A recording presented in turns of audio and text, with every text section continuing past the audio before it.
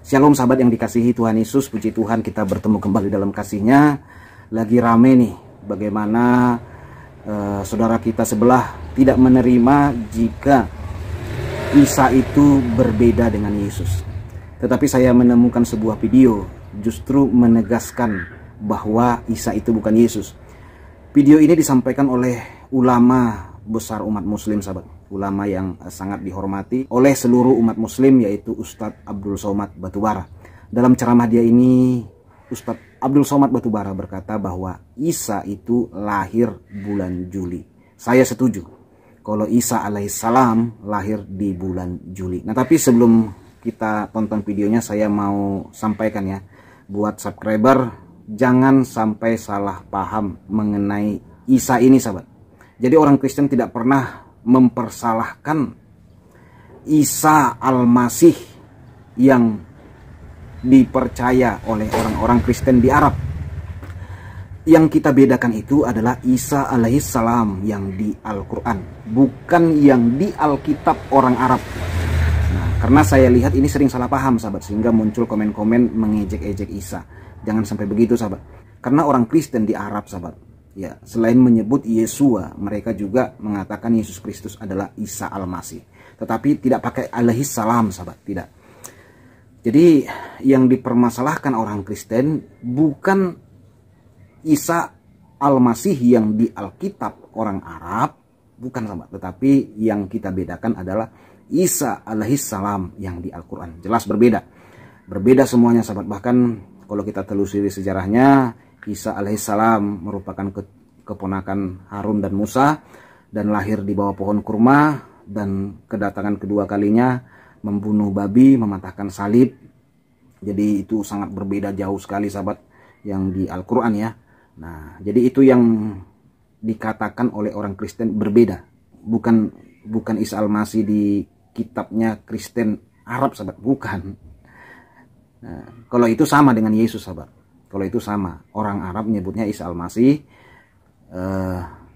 orang Indonesia menyebutnya Yesus Kristus, orang Korea, orang Cina, orang Jepang menyebutnya Yesu, orang Inggris menyebutnya Jesus. Nah, sekali lagi saya tegaskan, yang dipermasalahkan orang Kristen bukan Isa Al-Masih di kitab Kristen Arab, bukan. Tetapi yang dibedakan oleh orang Kristen adalah Isa alaihissalam yang di Al-Quran.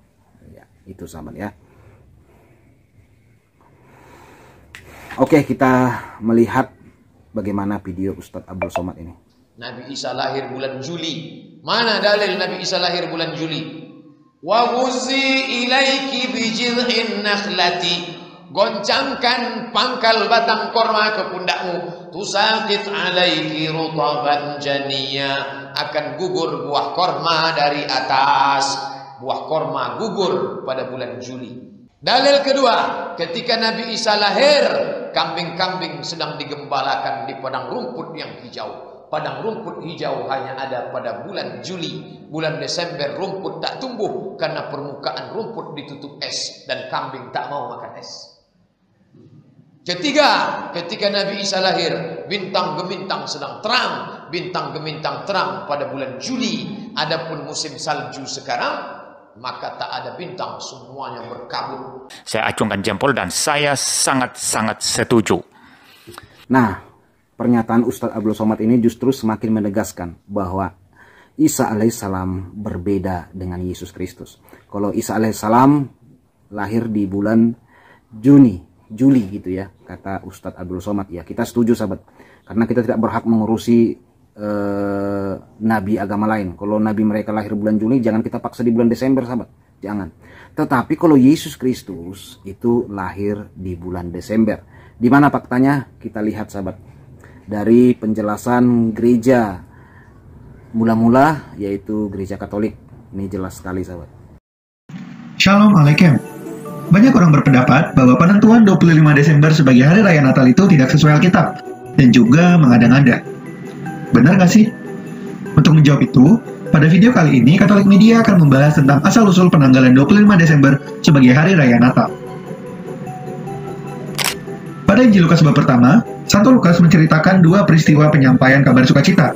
Yang pertama, itu adalah penyampaian kabar sukacita kepada Santo Zakaria, ayah dari Santo Yohanes Pembaptis, dan yang kedua, kepada Bunda Maria, ibu dari Yesus.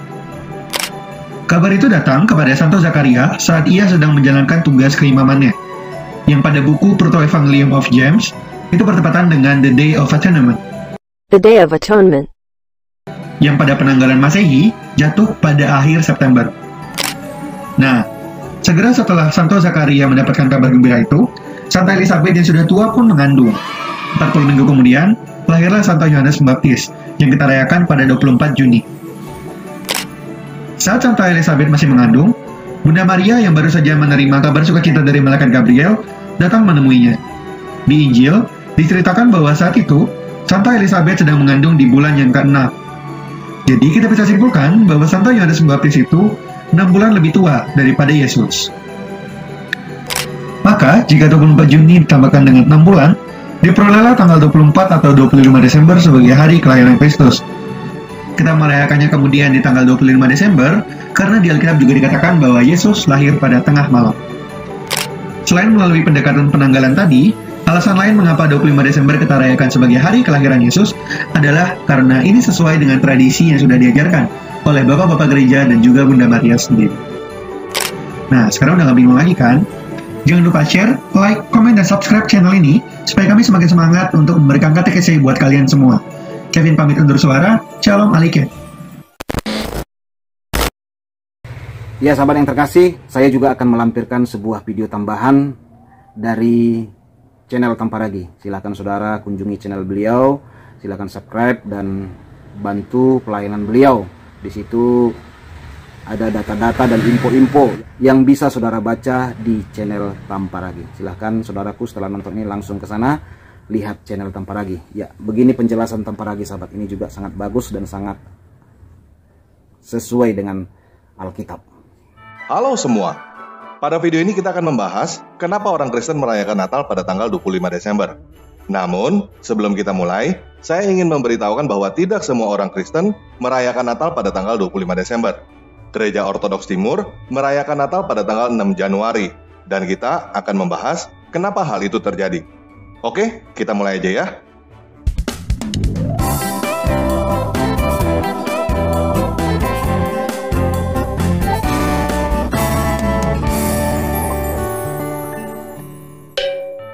Nah, kekeliruan umum yang terjadi adalah orang Kristen menetapkan tanggal 25 Desember sebagai hari Natal karena tanggal 25 Desember adalah hari raya kelahiran Dewa Matahari Sol Invictus di Romawi. Jadi, tuduhannya adalah orang-orang Romawi yang dulunya adalah pagan selalu merayakan hari kelahiran Sol Invictus pada tanggal 25 Desember. Ketika Kristen menjadi agama resmi Romawi, orang-orang Romawi mau mempertahankan perayaan 25 Desember sehingga tanggal 25 Desember diubah dari hari kelahiran Sol Invictus menjadi hari kelahiran Yesus. Tetapi, masalah pertama dari tuduhan ini adalah Sol Invictus bukan dewa Romawi sejak lama. Sol Invictus adalah dewa matahari dari Syria yang pertama kali dipromosikan di Romawi oleh Elagabalus yang menjadi kaisar Romawi pada tahun 218 sampai 222. Sol Invictus resmi menjadi dewa di Romawi oleh Aurelian yang menjadi kaisar Romawi pada tahun 270 sampai 275. Jadi, sebelum pemerintahan Aurelian pada tahun 270, Sol Invictus tidak termasuk dalam daftar dewa Romawi. Daftar dewa Romawi kurang lebih sama dengan daftar dewa Yunani. Yang menjadi Tuhan atas semua dewa adalah Jupiter yang disebut Zeus di Yunani. Dia mempunyai istri yang bernama Juno yang disebut Hera di Yunani. Kemudian ada Mars atau Ares, Venus atau Aphrodite, Minerva atau Aten, Neptune atau Poseidon, Ceres atau Demeter, Vulkan atau Hephaistos, Diana atau Artemis, Merkuri atau Hermes, Vesta atau Hestia, dan Apollo. Jadi, Sol Invictus adalah kepercayaan yang baru masuk Romawi pada abad ketiga. Sol Invictus dirayakan pada tanggal 25 Desember karena Kaisar Aurelian meresmikan sebuah gedung yang menjadi pusat kuil Sol Invictus pada tanggal 25 Desember tahun 274. Sedangkan, kita mempunyai catatan sejarah dari Bapak-Bapak Gereja bahwa Natal sudah dirayakan sebelum Sol Invictus diterima di Romawi. Di antaranya, Uskup Telephorus dari Roma yang hidup pada tahun 67 sampai 137, Uskup Irenaeus dari Lyon yang hidup pada tahun 130 sampai 202, Clement dari Alexandria yang hidup pada tahun 150 sampai 215, Julius Africanus yang hidup pada tahun 160 sampai 240, Paus Demetrius yang hidup pada tahun 127 sampai 224, Uskup Hippolytus dari Roma yang hidup pada tahun 170 sampai 235, dan Theophilus yang menjadi patriark di Antioquia pada tahun 169 sampai 182. Nah, kapan tanggal 25 Desember ditetapkan sebagai hari kelahiran Yesus? Tradisi menyatakan bahwa perayaan Natal pertama kali ditetapkan oleh Paus Demetrius dari Alexandria, Mesir pada tahun 189 di dalam dokumen Didaskalia Apostolorum yang tertulis demikian. Wahai saudara-saudaraku, tetapkanlah dalam hari-hari perayaan kelahiran junjungan kita, tepatnya pada tanggal 25 bulan ke-9 Ibrani atau tanggal 29 bulan ke-4 Mesir. Nah, bulan ke-9 Ibrani disebut bulan Kislev. Dan tanggal 25 bulan itu adalah perayaan Hanukkah. Saya sudah membuat video yang membahas tentang Hanukkah. Jadi, buat teman-teman yang belum tahu apa itu Hanukkah, silakan teman-teman cari penjelasan tentang Hanukkah di channel Tanpa Ragi. Nah, karena perhitungan kalender Ibrani berbeda dengan kalender Julian yang menjadi standar internasional pada waktu itu, maka setiap tahunnya, tanggal 25 Kislev jatuh pada tanggal yang berbeda pada kalender Julian. Sama seperti Lebaran dan Imlek yang jatuh pada tanggal yang berbeda setiap tahun. Karena tidak semua orang mengerti kalender Ibrani pada waktu itu, jadi 25 Kislev dikonversi menjadi tetap tiap tahunnya pada tanggal 25 Desember kalender Julian. Kira-kira pada tahun 200-an, kira-kira 75 tahun sebelum 25 Desember ditetapkan sebagai hari Sol Invictus, Uskup Roma Hippolytus menulis sebuah komentar atas kitab Daniel seperti berikut. Kedatangan pertama Tuhan kita, yang di dalam daging, yang dilahirkan di Bethlehem, terjadi pada hari ke-8 sebelum 1 Januari. Hari ke-8 sebelum 1 Januari artinya adalah tanggal 25 Desember. Jadi, jelas bahwa perayaan Natal bukan karena konversi Sol Invictus, sebab kelahiran Yesus sudah dirayakan pada tanggal 25 Desember sebelum hari itu ditetapkan sebagai hari kelahiran Sol Invictus. Jelas ya?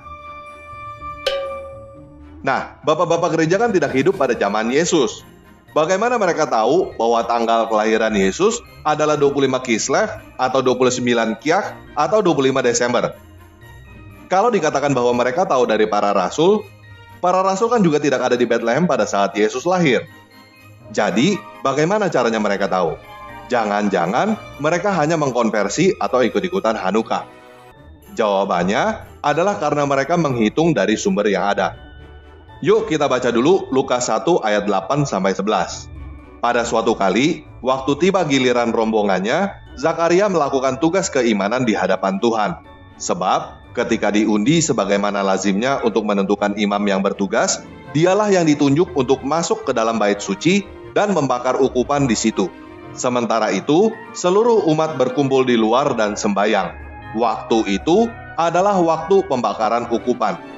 Lukas 1 ayat 24. Beberapa lama kemudian, Elisabet istrinya mengandung dan selama 5 bulan ia tidak menampakkan diri. Lukas 1 ayat 26.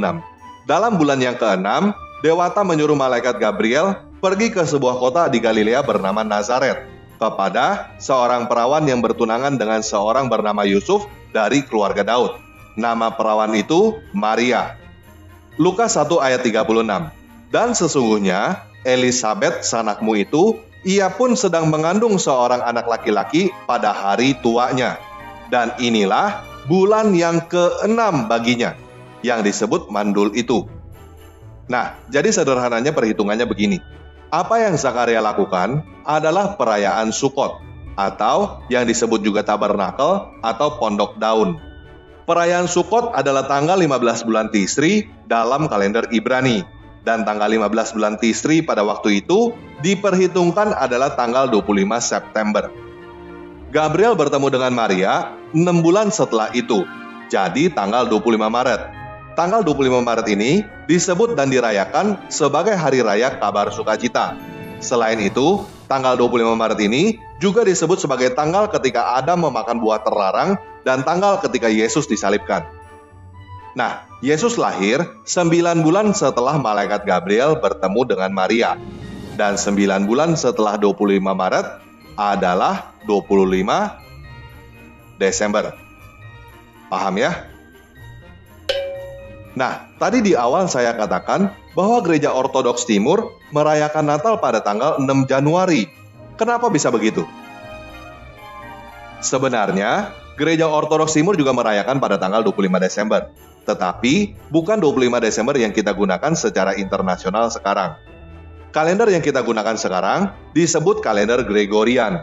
Kalender Gregorian itu adalah revisi kalender yang dilakukan oleh Paus Gregory ke-13 terhadap kalender sebelumnya yang disebut kalender Julian. Kalender Julian menghitung 1 tahun 365,25 hari. Sedangkan kalender Gregorian menghitung 1 tahun 365,2425 hari. Jadi, kalender Julian lebih 1 hari setiap 128 tahun kalender Gregorian. Sekarang ini, perbedaan kalender Gregorian dengan Julian adalah 13 hari dan akan menjadi 14 hari pada tahun 2100. Nah, Gereja Ortodoks Timur merayakan Natal pada tanggal 25 Desember kalender Julian dan tanggal 25 Desember kalender Julian adalah 7 Januari kalender Gregorian. Mereka mulai merayakannya pada malam sebelumnya, yaitu malam Natal tanggal 6 Januari. Sama seperti Gereja Barat merayakan malam Natal pada tanggal 24 Desember. Paham ya? Nah, kenapa Gereja Timur menggunakan Julian, sedangkan Gereja Barat menggunakan Gregorian? Karena gereja mengalami perpecahan besar menjadi Gereja Timur dan Gereja Barat pada tahun 1054. Kalender Julian berubah menjadi Gregorian pada tahun 1582 oleh Paus Gereja Barat. Jadi, Gereja Timur mempertahankan kalender Julian dengan alasan mempertahankan tradisi. Paham ya? Nah, kalau teman-teman tanya, apakah Yesus benar-benar lahir pada tanggal 25 Desember? Terus terang, saya mesti jawab saya tidak tahu, karena saya tidak ada di situ ketika Yesus lahir. Tetapi, kita bisa tahu bahwa Yesus lahir tanggal 25 Desember karena perhitungan berdasarkan Alkitab dan ketetapan bapak-bapak gereja, bukan karena ikut-ikutan Sol Invictus atau Hanukkah. Yesus beneran lahir tanggal 25 Desember atau tidak, bagi saya tidak masalah, karena saya tetap akan bersukacita menyambut hari kelahiran penguasa kita.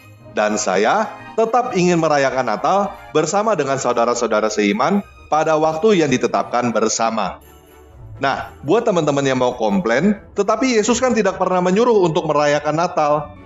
Saya mau berkata bahwa saya juga tidak pernah menyuruh untuk merayakan ulang tahun saya, tetapi setiap tahun ulang tahun saya dirayakan dan saya happy. Penguasa kita itu baik. Dia bukan Tuhan baperan yang gampang marah, bukan tukang menghukum, dan tidak punya hobi menetapkan manusia ke dalam neraka. Oke, sekian video kali ini. Immanuel, Yesus Kristus beserta kita. Selamat Natal.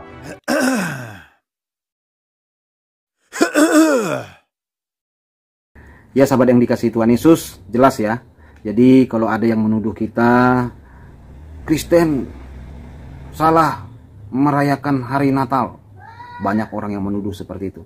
Jadi kedua channel ini sudah membuktikan sesuai dengan isi Alkitab bahwa Yesus benar lahir tanggal 25 Desember. Sesuai Alkitab sahabat, bukan karang-karangan kita. Jadi sesuai dengan Alkitab ya. Jadi sengaja saya cuplik dua video, satu saudara kita umat Katolik, satu Protestan. Sepakat bersama-sama kita tidak salah merayakan 25 Desember sebagai hari Natal kita. Jadi buat saudara yang masih ragu-ragu, yang tertuduh oleh kadrun-kadrun, segera bertobat, karena ada yang saya lihat ya saudaraku yang mempermasalahkan ini gitu ya. Jadi mari kita sambut semangat Natal dengan sukacita. Sebentar lagi 25 Desember, semangat terus. Yang ingin KKR Natal, yang ingin persiapan Natal, yang ingin beli baju Natal, ya semangat terus sahabat. Yang ingin buat kue Natal, jangan ragu-ragu. Nah, segera kirim ke saya kue Natal ya. Jangan ragu-ragu gitu maksudnya. Ya gitu sahabat, yang mau ucapin selamat Natal juga jangan ragu-ragu sahabat, ucapkan selamat Natal. Jadi itu sudah sesuai semua dengan Alkitab. Semangat terus, silahkan share video ini ke banyak orang bahwa orang Kristen tidak salah merayakan Natal. Tuhan Yesus memberkati kita semua. Shalom.